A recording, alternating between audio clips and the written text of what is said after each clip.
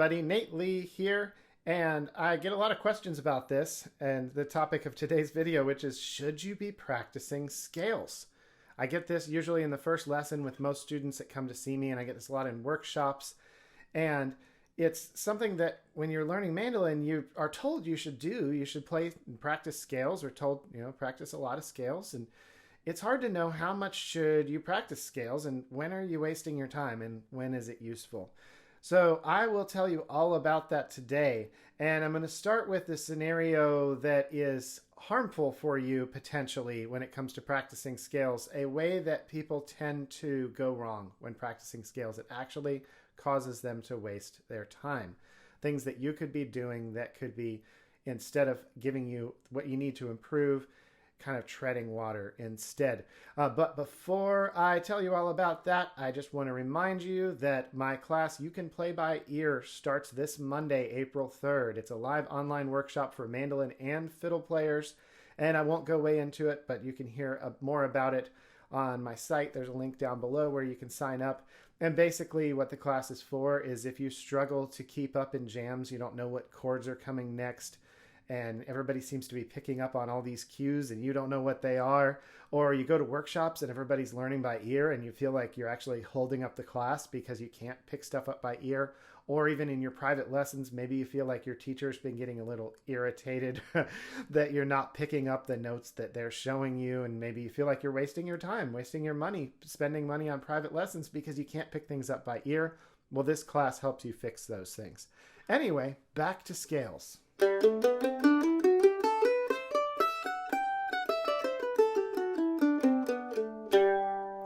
All right, so here's the scenario I was telling you about that you might actually be doing that could be wasting your time. I see this a lot on places like Mandolin Cafe or Facebook, where somebody will start a thread and say, what do you do when you practice? And there's going to be some people that write in every time who say something like this. I spend 2 hours every day practicing all of the scales and all of the modes and all of the positions. And that sounds like, oh, I should be doing that, huh? Like these people, they're spending all these hours practicing all these scales and modes, and I'm just sitting around learning how to play tunes and chords and things like that.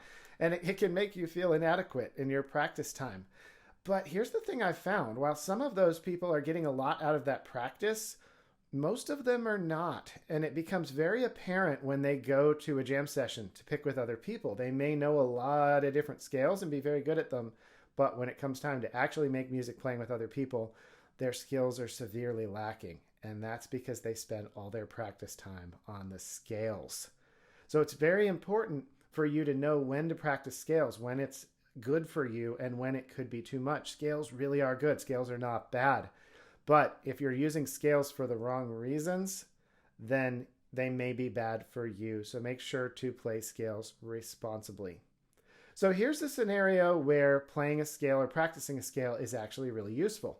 Let's say you are learning or you want to practice and improve the song Jerusalem Ridge.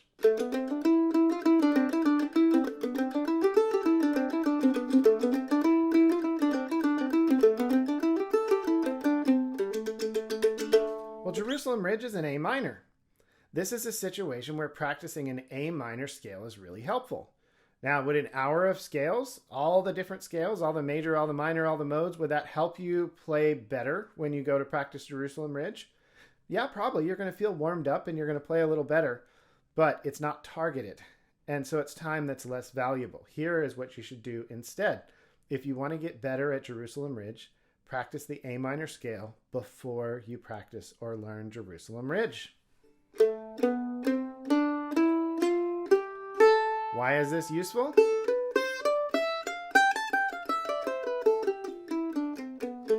It's useful because the scale contains the notes that are going to occur in the song you're learning. The purpose of the scale for you is that you're telling or reminding your fingers where they need to go in order to make notes that go well together in the key that you're going to be playing in. So that's a scenario where practicing a scale is really useful. You can be very confident you're spending your time well if you practice a scale that is applicable to the goals that you have for that practice session. If your goals for your practice sessions are simply to be very good at scales, and that's what you would like the most in the world when it comes to playing the mandolin, by all means, practice only scales. But the scale practice often can lead us to believe we're improving in some ways that the improvement really isn't that helpful. It makes us think we're improving on our goals when our goal maybe isn't just to be able to play lots and lots of scales. So other scenarios where practicing a scale would actually be really helpful is, let's say you want to be able to play in B flat and you aren't very good at B flat. Practice B flat scales. Then you're going to be better at knowing where the notes are, and then you're going to be able to learn things in B flat better. It's targeted practice. Now let's say you want to improve your pinky. This is an area where practicing scales could be good. You could practice closed position scales and really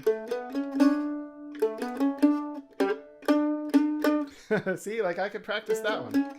I don't think I could split the strings like that if I tried. I'll just blame it on my pinky. It's my pinky's fault. Anyway, where was I before? Oh, the pinky, yeah. So if you want to improve your pinky, then practicing closed position things can be great. You use your pinky. That could be a useful way to spend your time.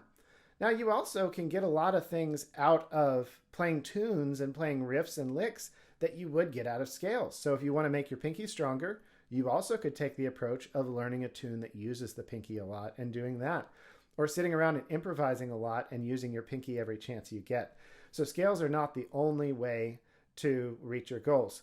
So in summary, the good way to use scales is targeted. You need to be able to clearly articulate why you were practicing the scale that you're practicing. If you can do that, then you're fine. If you don't really know and you're just practicing a scale because somebody told you, hey, yeah, people practice scales, you should do that too, then you might not be applying your practice time effectively. And most of my viewers out there, you are busy people and you have a limited amount of time to spend practicing. So take the time to make sure the things that you are practicing actually help reach your goals. If you're not sure, come see me for a private lesson. I'll help you make a practice plan. We can meet live online and I'll help you figure out whether you're practicing scales for a good reason. Also, you can come out to some of my workshops this year. I'll be teaching Kaufman Camp and Nashville Mandolin Camp. Nashville Mandolin Camp is full, but Kaufman Camp, there's space. I'll be teaching fiddle at Camp Bluegrass and mandolin at Southwest Mandolin Camp. So check those out. And as always, make sure to like and subscribe. I was looking at the stats and about 52% of you who watch my videos are not subscribed.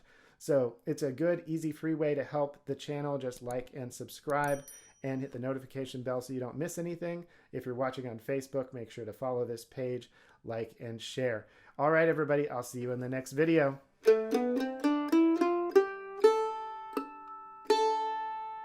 Oh, I missed my harmonic. If I bothered to edit these, I could just take that out and make it look like I got it on the first try. I'm a little scared to do it. There we go. Bye, everybody.